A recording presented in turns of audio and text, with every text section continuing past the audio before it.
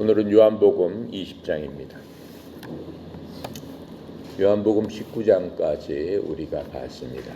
요한복음 19장, 예수님께서 십자가에서 돌아가시면서 새로운 역사가 시작됐습니다.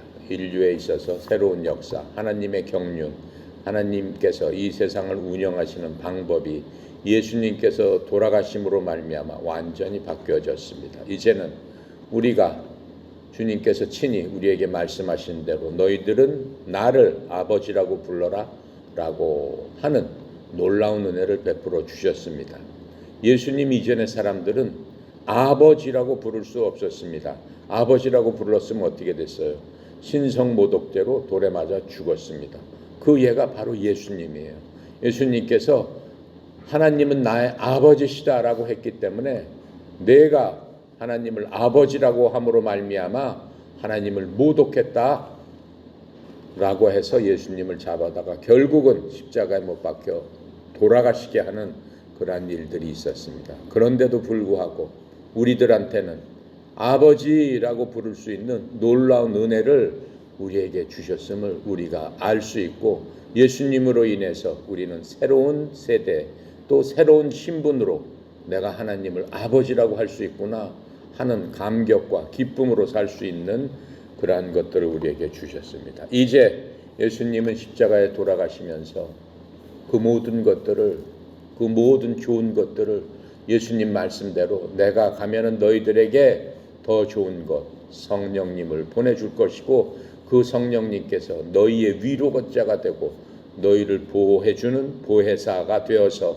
너희들이 이 세상에 사는 동안 끝까지 너희들을 지켜줄 것이다 라고 말씀하셨습니다.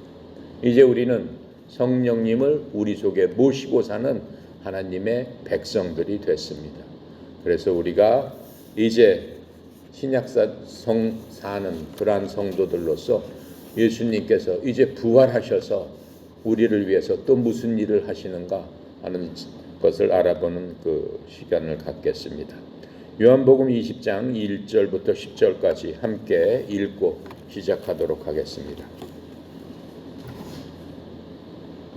1절입니다. 안식 후 첫날 일찍이 아직 어려울 때 막달라 마리아가 무덤에 와서 돌이 무덤에서 옮겨진 것을 보고 시몬 베드로와 예수님께서 사랑하시던 그 다른 제자에게 달려가서 말하되 사람들이 주님을 무덤에서 가져다가 어디 두었는지 우리가 알지 못하겠다 하니 베드로와 다른 제자가 나가서 무덤으로 갈새 둘이 같이 다름질하더니 그 다른 제자가 베드로보다 더 빨리 달려가서 먼저 무덤에 이르러 구부려 세마포 놓인 것을 보았으나 들어가지는 아니하였더니 시몬 베드로는 따라와서 무덤에 들어가 보니 세마포가 놓였고 또 머리에 쌌던 수건은 세마포와 함께 놓이지 않고 딴 곳에 쌌던 대로 놓여 있더라.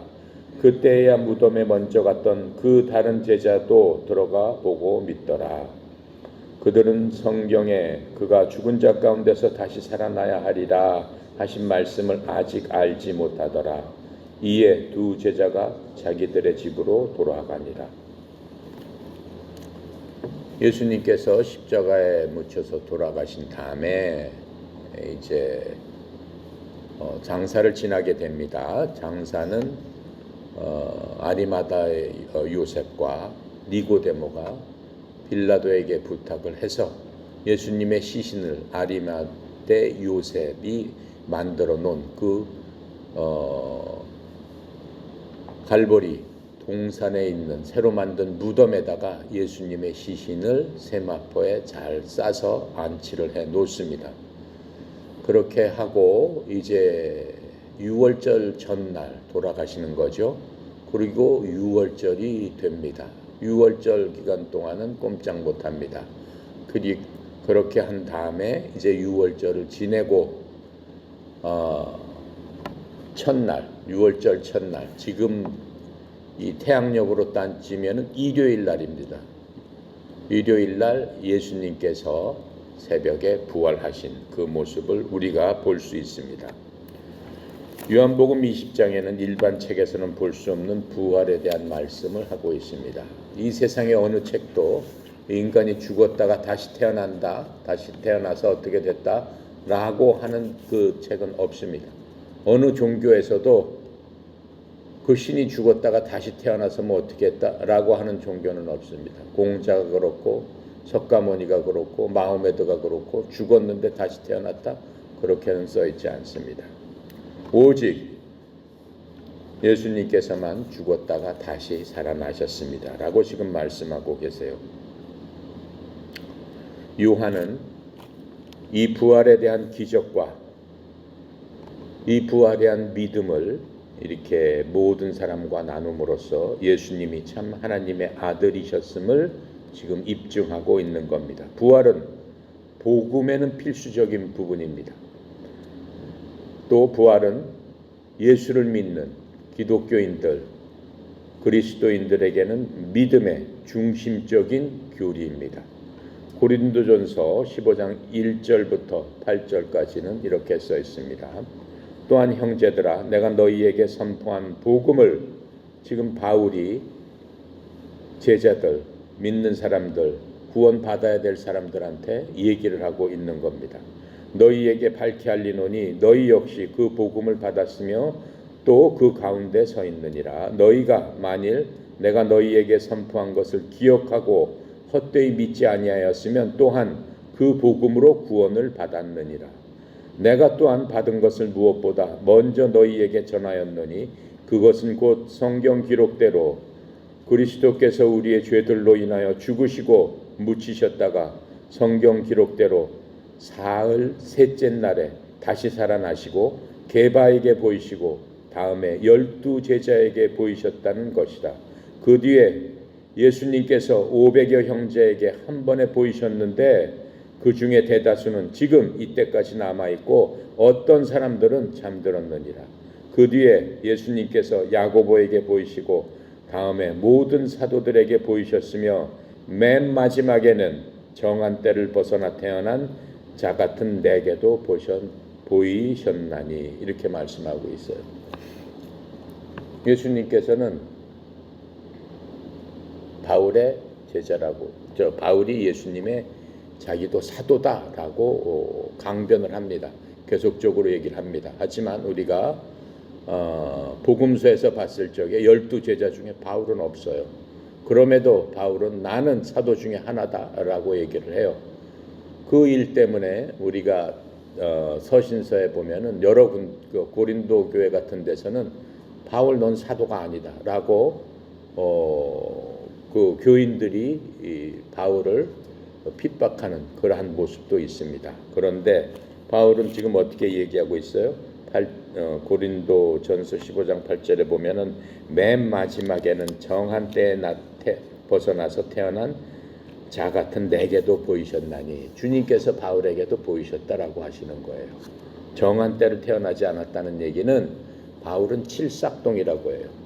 엄마 뱃속에서 10달 만에 태어나야 되는데 바울은 7달 만에 나왔어요. 그래서 칠삭동이 같은 나에게도 예수님께서 보여주셨다라고 얘기를 해요.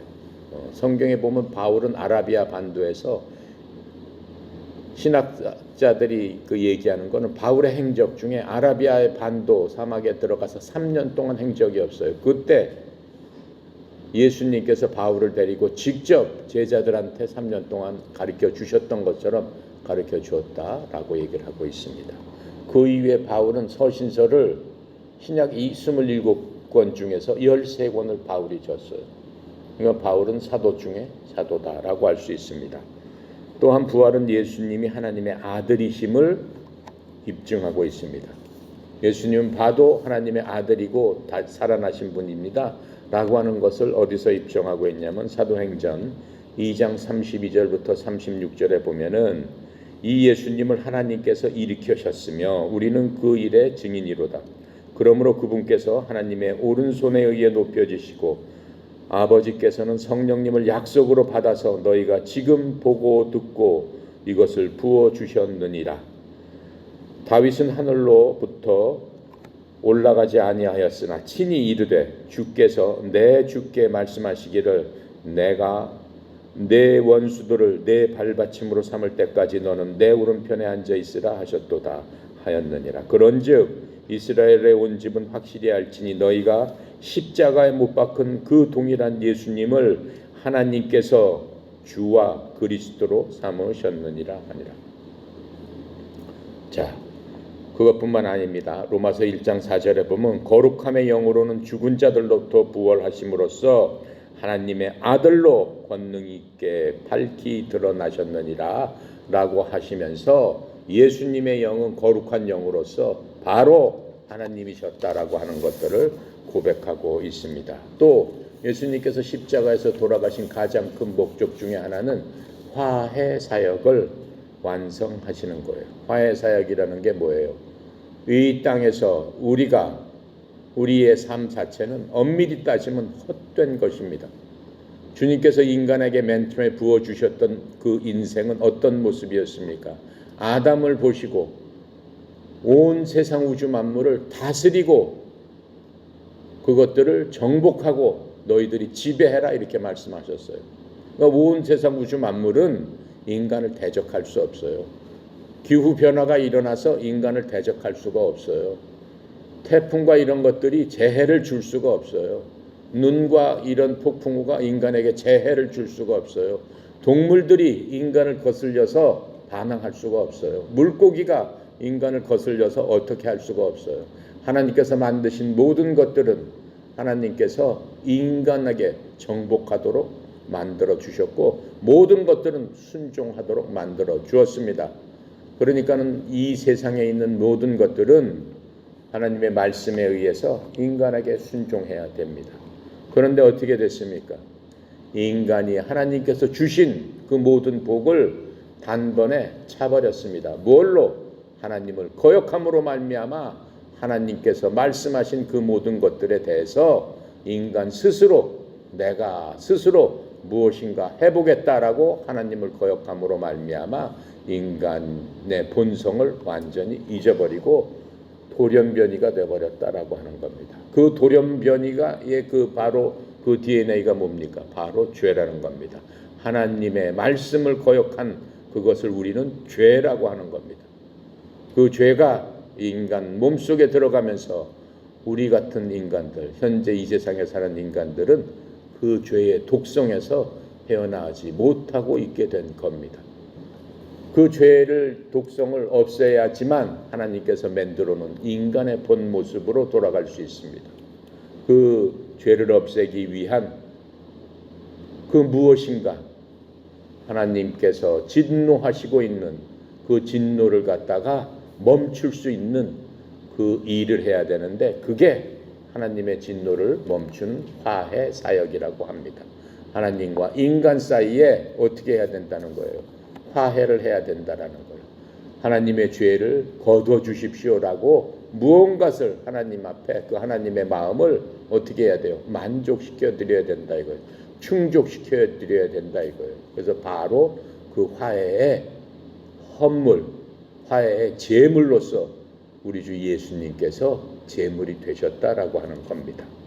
로마서 4장 24절부터 25절에는 예수님이 바로 그 화해의 제물이십니다. 우리를 위한 제물이시죠. 뭐라고 써 있습니까? 우리가 예수 우리 주를 죽은 자들로부터 살리신 분을 믿을진대 그것을 의로 인정받을 우리도 위한 것이니라. 예수님을 믿는 그것 자체는 바로 의로 인정받는다. 즉 화해가 완성이 되는 바로 그 순간이 우리가 예수님을 믿는 바로 그것이다라고 로마서에서는 얘기를 하고 있습니다. 그래서 그분께서는 우리의 범죄로 인하여 넘겨지셨으며 우리의 정의를 위하여 다시 일으켜지셨느니라. 예수님의 부활은 우리의 정의, 우리가 예수님과 함께 예수님이 날 위해서 죽어야 되는데 예수님께서 그렇게 고통을 받고 사실은 죽은 본체는 여러분이나 나다라고 하는 거예요. 죽어서 그냥 끝나버렸으면 아무것도 아니죠. 우리는 다시 살아야 되잖아요. 뭘로? 죄가 없는 자로서 다시 살아야 되는데 바로 그 부활의 첫 열매가 예수님이다라고 하는 거예요. 예수님이 부활하심으로 말미암아 우리가 우리의 죄로부터 이제 완전히 벗어났구나라고 하는 것을 우리가 확신할 수 있다라고 하는 거예요. 왜 그래요? 예수님이 나의 죄 때문에 돌아가셨는데 하나님께서는 어떻게 그 죄의 모든 것들을 받으시고 화해를 하셨다 이거예요. 하나님의 마음에 이제는 충분하다라고 하셨으니까 그 사람을 다시 살려주셨는데 그분이 바로 예수님이다라고 하는 거죠. 그 얘기는 뭐예요? 우리도 다시 살았다라고 지금 말씀하고 있는 겁니다. 그래서 이제 십자가에서 예수님께서는 내려오셨고 그 무덤에 가봤는데 그 무덤에는 텅 비어 있습니다. 이 빈 무덤, 이 빈 무덤은 바로 하나님께서 영수증으로 다 처리를 해 주셨다라고 하는 겁니다. 자, 그래서 이제는 모든 빚이 우리의 모든 빚이 하나님께 지불되었음을 뜻한다라고 하는 겁니다. 그래서 예수님께서는 우리의 구원자이실 뿐만 아니고 또한 우리를 거룩하게 하시는 분이시며 이제는 우리를 중보하시는 분이다라고 했어요. 중보라는 게 뭐예요? 하나님과 우리 사이에 계셔서 우리의 잘못을 보시고 아버지 하나님께 어떻게 해요? 중재하시는 분이 되셨다라고 말씀하시는 거예요. 우리는 중재자가 필요합니다. 왜 그래요? 이 땅에서 아직까지도 살고 있기 때문에 그래요. 우리는 거룩한 사람으로서 다시 거듭났습니다. 죄가 없는 사람으로서 우리는 다시 거듭났어요. 예수님을 믿음으로 말미암아. 이제는 내 속에는 죄가 없어요. 그렇지만은 내가 육신을 갖고 살고 있기 때문에 육신 안에 있는 나의 죄의 본성, 그 DNA가 때때로 나를 어떻게 한다는 거예요? 정복해버린다라고 하는 거예요. 우리 속에 그래서 주님께서 뭘 주셨다고 했어요? 성령님을 우리 속에 주셨기 때문에 성령님께서 우리로 하여금 계속 보호해 주시고 우리에게 지도해 주시고 우리에게 말씀해 주세요. 그렇게 하면 안 된다. 그렇게 하면 안 된다. 우리 스스로 눈이 밝아졌기 때문에 무엇이 옳고 무엇이 잘못된 것인가를 알 수 있습니다. 하나님께서 어떻게 하셨어요? 저 동산에 있는 나무 중에 선악과는 먹지 말아라 라고 하셨단 말이에요. 그러면 먹지 못하게 하는 그것이 있어요. 그게 바로 우리 속에 있는 성령님이다라고 하는 거예요. 근데 성령님의 말씀을 무시하고 때때로는 우리의 욕심대로 우리가 하는 경우가 있다라고 하는 거예요. 물론 예수님을 믿음으로 말미암아 구원받은 그 자에게도 그러한 일들이 일어난다라고 하는 거예요. 그러한 일은 언제까지 일어나요? 우리가 육신의 몸을 벗을 때까지 계속적으로 일어난다라고 하는 거죠. 그 일에 대해서 예수님께서 어떻게 해주신다는 거예요? 하나님 우편에 앉아 계시면서 우리를 위해서 십자가에서 몸버려 피 흘려 돌아가셨기 때문에 그 죄값 그 피값으로 우리를 다 사셨기 때문에 우리를 바라보고 계신다라고 하는 거예요. 그러시면서 우리가 잘못했을 적에 애달파하시면서 기도해 주시면서 아버지 하나님께 변명을 해 주신다라고 하는 거예요. 그럼 우리는 어떻게 해요? 아버지 하나님께 예수님께 다시 죄를 뉘우치고 돌아가서 회개해서 다시 원상 회복할 수 있도록 주님께서 돌봐주고 계신다라고 하는 겁니다. 중재자의 역할을 하고 계신다라고 하는 겁니다. 로마서 8장 34절에서 그렇게 말씀하고 계세요. 누가 뭐라고 얘기하는 거예요? 정죄하려. 무슨 뜻이에요? 우리는 예수님으로부터 구원을 받은 사람인데 우리가 육신의 정력으로 뭔가 잘못을 했어. 그랬을 적에 누가 너희들을 죄 있다라고 하겠느냐라고 지금 말씀해 주고 계시는 거예요. 죽으신 분은 그리스도시요 참으로 다시 일어나신 분도 그리스도시니 지금 무슨 뜻이에요? 그게 우리를 위해서 예수님께서 돌아가시고 모든 죄를 갚으시고 다시 살아나셨는데 너희들이 잘못했다고 누가 너희들이 죄인이다라고 정죄하겠느냐라고 말씀하시고 있는 겁니다. 그분께서는 바로 하나님 우편에 계시며 또한 우리를 위해서 중보하고 계시느니라 이렇게 말씀하고 계십니다. 그게 바로 예수님께서 지금 부활하셔서 하시고 계시는 겁니다. 그것뿐만 아니고 가장 중요한 거는 이제는 예수님께서 이 땅에 오셔서 온유한 모습으로 오셨습니다. 사람들한테 뺨을 맞으시고 로마 군인한테 이유 없이 채찍을 당하시고 찔림을 당하시고 심지어는 못에 찔리시고 침뱉음을 당하시고 야유를 받으시고 엄청난 욕을 받으시고 그렇게 하셨습니다. 그래도 한마디 안 하셨어요. 뭐라고 하셨어요? 오히려 아버지여 저들을 용서하여 주시옵소서. 저들이 하는 일들을 저희들이 모르고 있습니다. 이렇게 얘기하고 계세요. 그리고 인간으로서도 아주 나약한 모습을 보이셨어요. 아, 내가 목이 마르다. 이렇게 말씀하셨어요. 그렇죠? 그러한 모습을 보이신 분이 두 번째 오실 적에는 전혀 틀립니다. 성경은 뭐라고 써 있어요? 주님 앞에서 감히 눈을 들어서 주님을 볼 자가 없다. 눈이 불 같다라고 얘기했어요. 왜 그러십니까? 두 번째 오시는 예수님은 얘들아 내가 너희 사랑 그런 모습이 아니에요. 두 번째는 완전히 180도 다른 모습으로 오신다라고 했어요. 이 세상을 심판하러 오겠다. 너희들 이제는 용서하지 않겠다. 나를 믿지 않았어? 너희들 용서하지 않겠다. 주님 앞에서 벌벌 엎드려서 주여 용서하소서 필요 없다라고 하시는 말씀이에요. 그 심판자로 오실 만한 자격이 있고도 남음이 있는 분이 바로 예수님. 왜 그래요? 이미 우리의 죄를 위해서 온갖 고초를 당하고 말 없는 모욕을 당하시고 십자가에서 나 때문에 돌아가셨는데 그 내가 믿지 않는다? 예수님의 그런 모든 것을 믿지 않는다? 이제는 믿지 않는 너희들을 다 심판해버리겠다라고 하시는 겁니다. 자, 중요한 거니까 한번 읽어볼게요. 사도행전 17장 30절부터 31절에 보면은 그냥 내가 읽을게요. 이렇게 나와 있습니다. 하나님께서 이같이 무지하던 때를 눈감아 주셨으나 이제는 모든 곳에서 모든 사람에게 회개하라고 명령하시나니 이는 그분께서 한 날을 정하사 그 날에 자신이 정하신 그 사람을 통하여 세상을 의로 심판하실 터이기 때문이라. 의라는 건 뭐예요?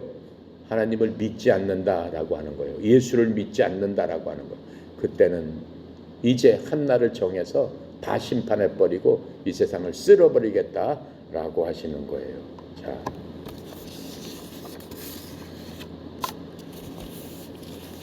예수님께서 이렇게 십자가에 돌아가시고 무덤에 묻히신 것들을 이제 모든 사람이 압니다. 예수님을 대적하던 모든 사람들은 주님의 부활을 믿지 않았습니다. 또 이스라엘 사람 중에서는 아직까지도 예수님의 부활을 믿지 않아요. 예수님께서는 그때 기절했다가 다시 살아났다 뭐 이런 식으로도 있고 여러 가지 말들이 많습니다. 그 당시 유대인 지도자들은 어떻게 했어요? 예수님을 못 박아서 죽인 장본인님들입니다. 예수님의 몸이 없어지자 주님의 몸이 무덤에서 도적 맞았다라고 주장을 합니다. 이러한 주장은 터무니가 없는 겁니다. 만약 예수님의 제자들이 그렇게 도적질했다라고 유대인의 지도자들의 말처럼 그렇게 한다면은 역사상 그렇게 될 수가 없습니다. 왜냐하면 무덤은 로마 병사가 지키고 있었습니다. 왜 지키고 있었어요? 유대인 지도자들이 혹시 제자들이 그냥 놔두면은 무덤에서 예수님의 몸을 훔쳐다가 살아났다라고 해서 사람들을 혹세 무민할 수 있으니까는 그렇게 못하도록 병사들을 시켜서 무덤을 굳건히 지켜주세요 라고 했기 때문에 그렇습니다. 그렇게 하고 돌에다가 봉인을 했어요. 딱 박아가지고 절대로 들어가지 못한다 라고 봉인까지 하고 밤새도록 지켰습니다. 자, 그리고 예수님의 제자들 자체도 사실은 주님께서 다시 살아날 것이다 라고 하는 것들을 실제로 믿지 않았어요. 예수님께서는 어때요? 하지만 자신의 약속대로 무덤에서 부활하셨습니다. 예수님의 부활은 너무나 영광스러운 것이고 예수를 믿는 우리들에게는 믿음의 근본입니다. 그런데 그 제자들은 그 당시에 그러한 것들을 제대로 믿은 사람이 없었습니다. 부활하신 예수님을 처음으로 만난 게 누굽니까? 막달라 마리아였습니다. 막달라 마리아는 맨 처음에는 예수님의 무덤에 가서 슬피 울었어요. 모든 제자들이 다 떠난 다음에도 막달라 마리아는 무덤에 남아 있었습니다. 그런데 그 막달라 마리아가 처음으로 예수님을 발견하게 됩니다. 막달라 마리아가 슬피 울었던 그 눈물은 이제는 기쁨으로 변하게 됩니다. 또 10명의 제자들은 어떻게 했어요? 한 곳에 모여서 숨어 있었습니다. 잡혀갈까 봐. 예수님을 따르던 제자들을 잡아서 죽이기 시작합니다. 한 곳에 모여서 창문을 꼭꼭 닫고 어두운 데서 벌벌 떨면서 숨어 있었습니다. 이제 예수님께서 다시 살아났다라고 하시는 그 말씀을 듣고 그 두려움이 변해서 용기로 변합니다. 왜요? 예수님께서 살아나셨으니까 내가 죽어도 예수님께서 나를 살려주시지 않겠느냐라고 하는 믿음이 생겨나기 시작합니다. 그 중에서도 제자 중에 한 명, 부활하신 예수님을 보지 못한 10명의 제자들만 맨 처음에 보았습니다. 보지 못한 한 명이 있었습니다. 바로 도마입니다. 도마는 어때요? 제자들이 다 얘기해도 나는 믿을 수 없습니다. 내 눈으로 보고 예수님의 상처를 내가 만져보지 않고는 나는 예수님을 볼 수 없습니다. 믿을 수 없습니다. 보지 않고는 믿을 수 없습니다. 이렇게 했죠. 바로 도마 앞에 예수님이 나타나셨을 적에 예수님께서 도마에게 내 손을 들어서 내 상처를 만져봐라 라고 했을 적에 도마는 엎드려져서 오 나의 주여 라고 얘기합니다. 도마의 의심은 바로 믿음으로 변하게 되는 겁니다. 부활은 마리아에게는 예수님의 사랑이 더욱더 넘치게 되었고 10명의 제자들에게는 이제는 절망 가운데 소망으로 변하게 됐습니다. 또 도마에게는 믿음 있는 제자로서의 삶을 살 수 있는 그러한 일들이 벌어지게 된 겁니다. 1절에 보면 주의 첫날 일찍 어두울 때 막달라 마리아가 돌무덤에 와서 돌이 무덤에서 옮겨진 것을 봤다고 했습니다. 막달라 마리아와 여러 명의 여자들이 요한복음에는 막달라 마리아라고만 나와 있지만 다른 복음서에는 막달라 마리아뿐만 아니라 여러 명의 여자들이 무덤으로 달려갑니다. 이들이 달려간 시간은 새벽 4시나 5시가 됐을 겁니다. 아직 동이 틀기 무렵 껌껌한 데 달려갔다고 했어요. 막달라 마리아는 예수님을 아주 사랑한 사람이었죠. 자기 향유를 그렇죠? 가져다가 예수님의 죽음을 예비해서 어떻게 했어요? 예수님 발에 붓고 자기 머릿결로 예수님 발을 닦아줬던 예수님을 지극히 사랑했던 그 사람이었습니다. 그 사람은 창녀였습니다. 그럼에도 불구하고 하나님을 지극히 사랑했던 하나님의 예수님의 제자였습니다. 자, 그래서 이 사람들이 이제 유월절이 끝나자마자 무덤으로 달려가서 예수님의 그 매장을 완벽하게 하려고 했습니다.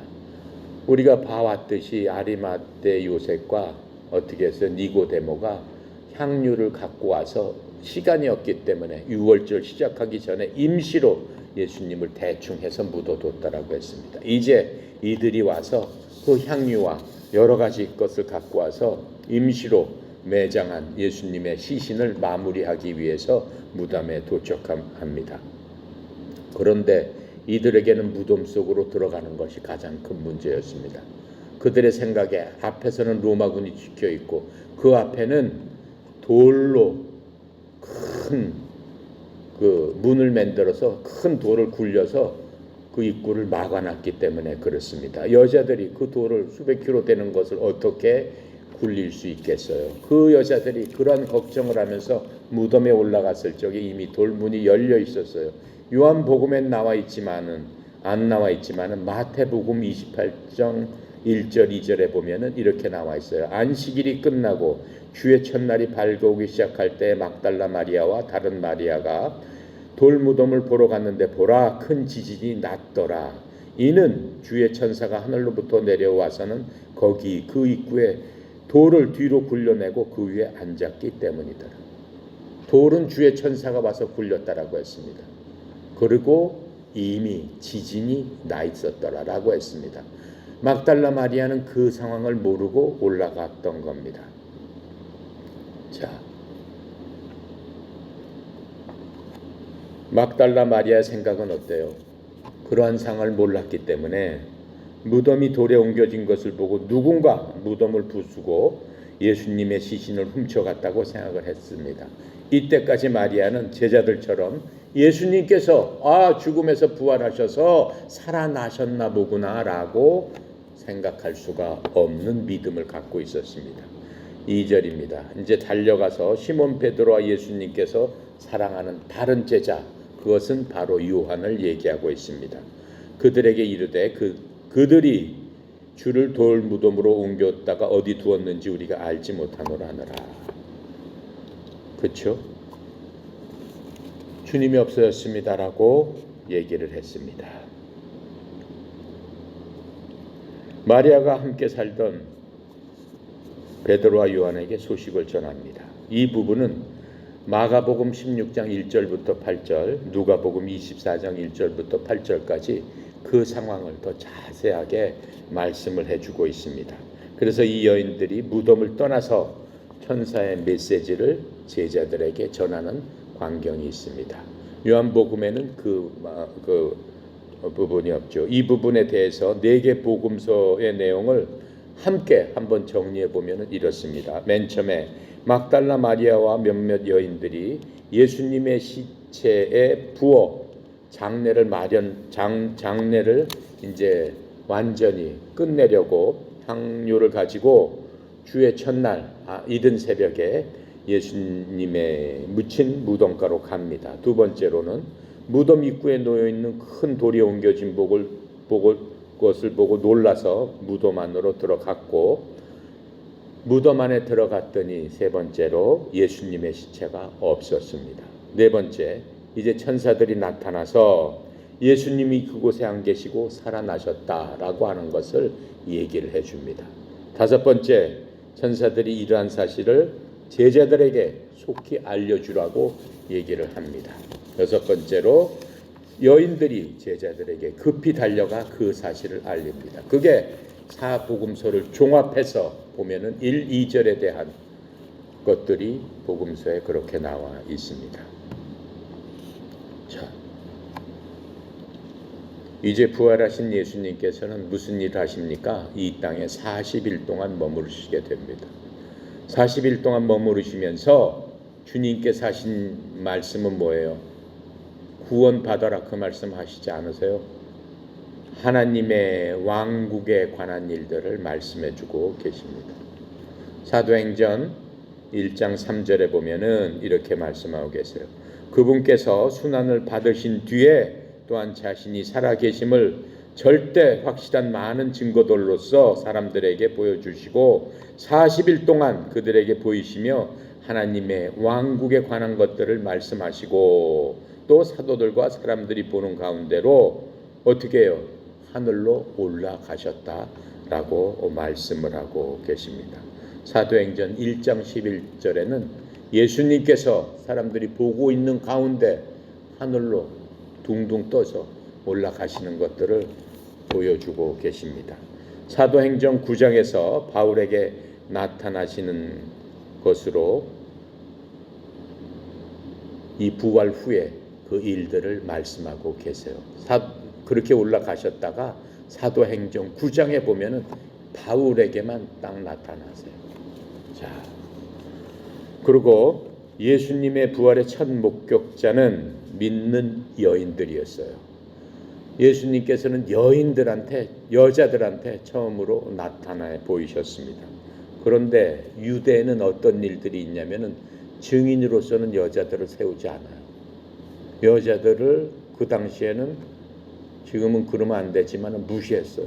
그리고 여자들의 말들을 믿지 않았어요.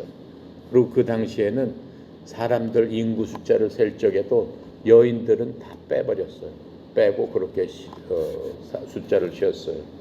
그런데도 불구하고 그 여인들이 예수님을 처음으로 만났고 예수님하고 또 얘기도 하고 한 그런 것들을 볼 수 있습니다.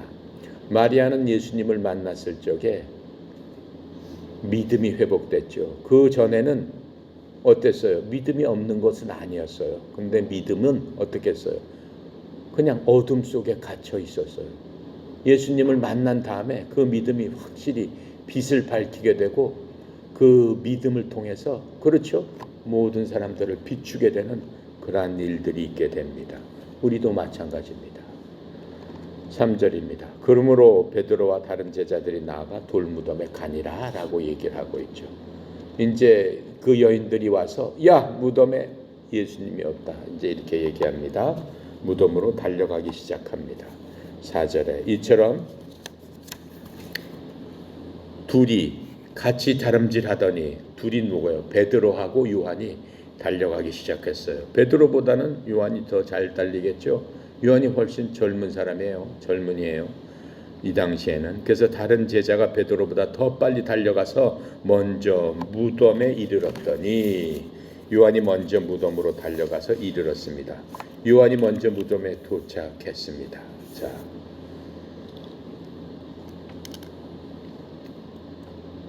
제자들의 이러한 모든 것들 어떻게 보면은 함정일 수 있어요. 그 당시는 제자들이 이렇게 하는 것은 인간의 생각으로 봐서는 무모한 일들이에요. 왜 그래요? 예수님을 죽인 후에는 예수님을 따르던 자들을 일망타진하기로 했어요. 그 중에서도 먼저 맨 처음에 잡아야 될 자가 누구였겠어요? 수제자들이었죠. 예수님과 항상 동행했던 12명의 제자들. 이 제자들 하나는 배신을 했고 11명의 제자들을 잡아서 죽이는 그러한 일들을 제사장들이 시작하기 시작한 거예요. 눈을 밝히고 있는데 눈에 불을 밝히고 있는데 둘이서 내달름질 쳐서 달려가기 시작한 거예요. 자, 이것은 무엇을 얘기하는 겁니까? 이제 믿음의 경주를 시작했다라고 우리는 영적으로 얘기할 수 있습니다. 자, 이 부분에 대해서 이사야서 40장 31절에 이렇게 말씀하고 계세요. 오직 주를 우러러 바라는 자들은 자기 힘을 회복하리니 그들은 독수리같이 날개치며 올라갈 것이요 달려가도 피곤치 아니하고 걸어가도 기진하지 아니할 것이로다. 이렇게 말씀하고 계시죠. 자, 또 그러고 히브리서 12장 1절부터 2절에 바울은 이렇게 얘기하고 있습니다. 그러므로 증인들이 이렇게 큰 구름을 이루며 또한 우리를 둘러싸고 있으니 모든 무거운 것과 너무 쉽게 우리를 얽매이는 죄를 우리가 떨쳐버리고 인내로 우리 앞에 놓인 경주를 달리며 우리의 믿음의 창시자요 또 완성자이신 예수님을 바라보자. 이렇게 얘기를 했어요. 여러분이나 나나 예수님을 믿는 그 믿음을 만들어 주신 분이 누구라는 거예요? 예수님이라는 거예요. 우리가 십자가에서 예수님께서 내가 다 이루었다라고 얘기했어요. 뭘 이루었다는 거예요? 영어로 I have finished 이렇게 얘기를 했어요. 근데 히브리서에서 뭐라고 해요? 믿음의 창시자요 또 완성자이신, 영어로는 finisher 이렇게 써 있어요. 믿음의 창시자요 creator 이렇게 써 있어요. 믿음의 finisher 다 완성하신 바로 그분, 다 이루었다라고 하는 거는 큰 의미를 함축하고 있는데 그 중에 하나가 믿음을 다 완성했다라고 얘기하는 거예요. 바로 내가 한 일, 바로 그 일을 믿어야 된다라고 하는 거예요. 바로 그 믿음의 완성자이신 바로 예수님을 바라보자라고 얘기를 하고 있어요.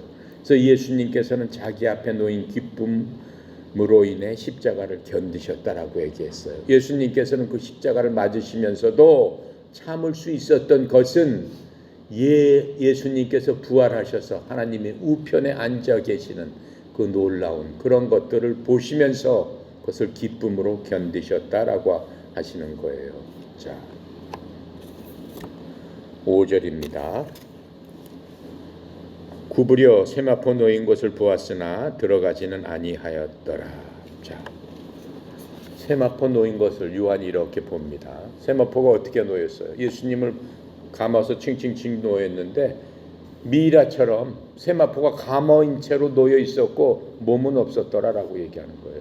그냥 홀딱 몸만 빠져나왔더라라고 얘기하는 거예요. 만약 누군가가 예수님을 끄집어내려면 어떻게 했겠어요? 세마포를 찢어야지. 붕대로 징징 감았으니 어떻게 몸이 홀딱 빠져나왔겠어요? 부활하신 예수님이시니까는 가능한 얘기죠. 자, 6절 7절 보겠습니다. 시몬 베드로는 따라가서 무덤에 들어가 보니 세마포가 놓였고 또 머리를 쌌던 수건은 세마포와 함께 놓여 있지 않고 딴 곳에 쌌던 대로 놓여 있었더라. 베드로가 무덤 안으로 들어가서 봤을 적에 시신을 감았던 그 세마포가 그대로 놓여 있습니다. 자, 희한하게 놓여 있다라고 그랬죠. 예수님께서는 살아나셔서 그 세마포 사이를 통과하셔서 그 무덤 안에 없다라고 지금 하는 겁니다. 8절에 그때야 무덤에 먼저 갔던 그 다른 제자도 들어가 보고 믿더라. 요한이가 먼저 무덤에는 갔지만은 그냥 이렇게 얼굴을 내미서만 봤어요. 근데 나중에 온 베드로가 들어가서 이렇게 살펴본 겁니다. 그 이후에 요한이가 다시 들어갔는데 예수님이 여기였구나 라고 하는 것들을 이제 보고 믿었다라고 하는 겁니다. 자, 여기서 본다라는 말이 몇 번 나와요. 5절에 몸을 구부려 안을 들여다보고 라고 나오죠. 그 본다라는 말은 그냥 슬쩍 이렇게 봤다라는 말이에요. 또 6절에 베드로가 그를 따라와서 돌무덤에 들어가 봄에 베드로가 들어가서 본 거는 관찰한 거예요. 들어가서는 이렇게 조심스럽게. 그리고 8절에 어떻게 했어요? 요한이 그때야 무덤에 먼저 들어갔던 그 제자도 들어가서 보고 믿더라 이렇게 얘기를 했잖아요. 그 본다는 것은 또 다른 거예요.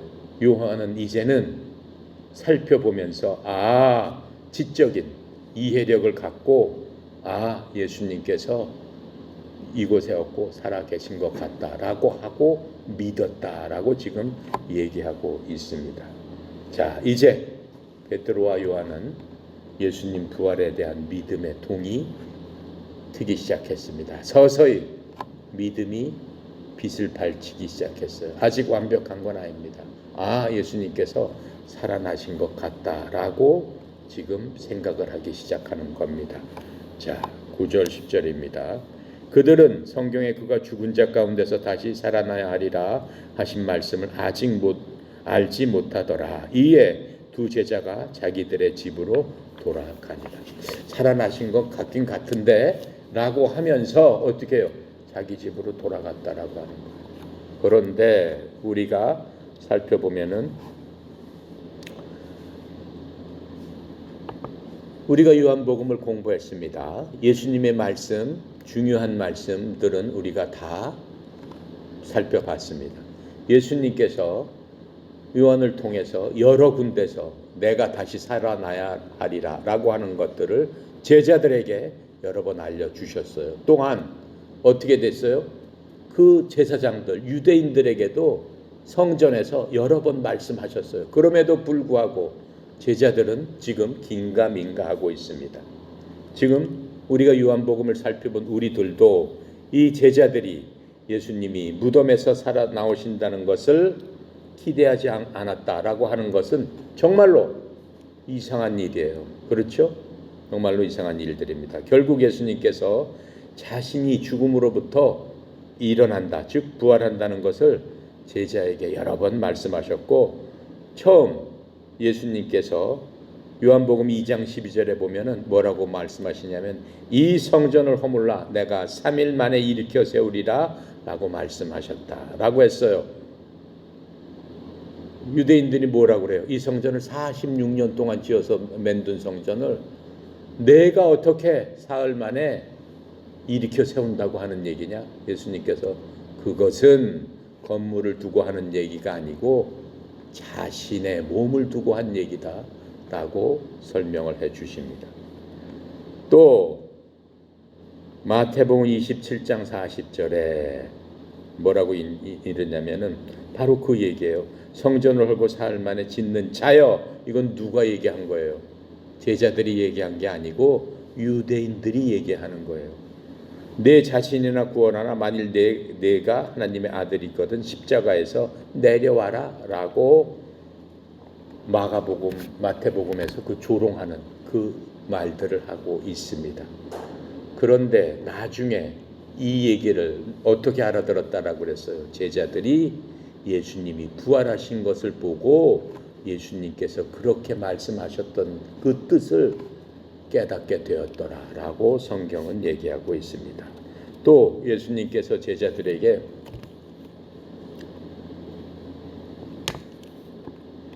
그 사람들이 제자들이 아니고 유대 사람들이 예수님을 또 쫓아다니면서 예수님이 진정한 메시아이거든, 진정한 구원자이시거든 표적을 좀 보여주세요 라고 했더니 예수님께서 내가 너네들한테 그렇게 많은 표적을 보여줬는데도 불구하고 또 표적을 구하느냐, 너희들한테 보여줄 것은 요나의 표적밖에 없다라고 말씀하십니다. 요나의 표적이 뭐예요? 요나가 밤낮 사흘 동안 고래 뱃속에서 있었으며 죽었다는 얘기예요. 그래서 죽어서 지옥까지 내려갔다가 어떻게 해요? 사흘 후에 고래가 요나를 확 토해내버립니다. 그랬더니 어떻게 되는 거예요? 요나가 다시 살아나는 그러한 표적을 보여줄 일밖에 없다라고 하면서 3일 후에 반드시 내가 부활할 적에 그 날을 보고 내가 메시아인 줄 니네들이 그때서야 깨닫게 되리라 라고 하는 것들을 지금 말씀하고 계십니다.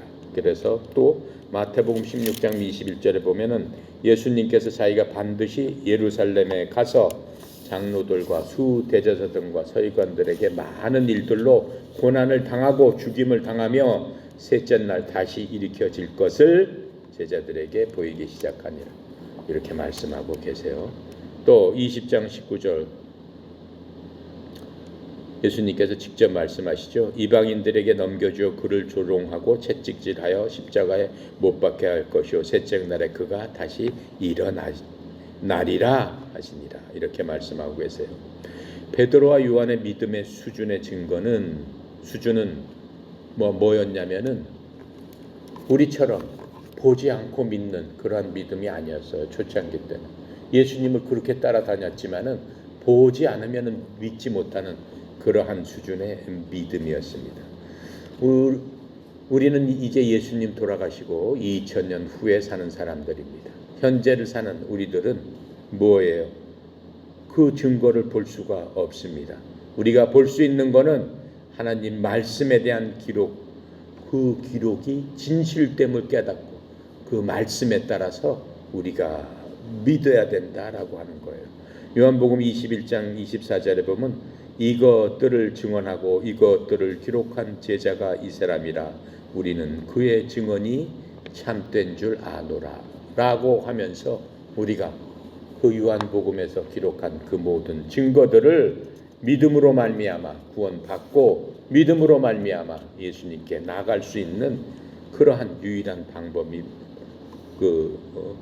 길임을 우리에게 알려주고 있는 겁니다. 베드로는 또 뭐라고 얘기했어요? 하나님의 말씀은 개인적인 경험이 아니라 우리가 보고 만지고 들어서 느껴야지 되는 경험이 아니라 우리 믿음의 기본이 되어야 한다고 얘기하고 있어요. 베드로전서 1장 12절부터 21절까지입니다. 자, 제자들은 구약의 성경 기록을 갖고 있지 못했죠. 제자들이 갖고 있던 성경 기록은 구약의 기록밖에는 없습니다. 그랬기 때문에 어때요? 바울이 고린도, 에베소, 어느 교회 13권의 서신들이 그때는 이렇게 한 묶음으로 돼가지고 모든 사람들에게 전해질 그럴 때가 아니었습니다. 자, 이러한 성경 말씀의 기록, 요한은 어떠한 그러한 그 성경의 말씀의 기록을 마음속에 갖고 있었을까요? 바울과 요한은 신약의 성경 기록은 모르기 때문에 구약에서 예수님께서 다시 태어난다라고 하는 것을, 부활해야 된다라고 하는 것을 알고 있었지만 그 참 뜻 자체를 잘 몰랐습니다. 그래서 우리가 읽어본 대로 어떻게 해요? 9절에 보면은 그들은 성경에 그가 죽은 자 가운데서 다시 살아나야 하리라 하신 말씀을 아직 알지 못하더라, 이렇게 얘기하고 있는 거예요. 신약의 성경 기록은 그들에게 없었기 때문에, 그들은 구약만 갖고 있었기 때문에 알고 있지 못하는 겁니다. 베드로가 갖고 있었던 기록은 단지 시편 16편 8편부터 16장 8절부터 10절까지 그 기록으로 얘기를 알고 있었던 거예요. 10절에 보면은 뭐라고 써 있냐면은 이는 주께서 내 오늘 지옥에 남겨두지 아니하시고 주의 거룩한 자가 썩음을 보지 아니하게 하실 것이기 때문이라. 즉 지옥에 남겨두지 않는다는 게 뭐예요? 예수님께서 돌아가시고 어디로 가셨어요? 지옥 밑으로 내려가셨어요. 내려가신 다음에 어떻게 해요? 거기에 계속 계시지 않는다라고 하는 거예요.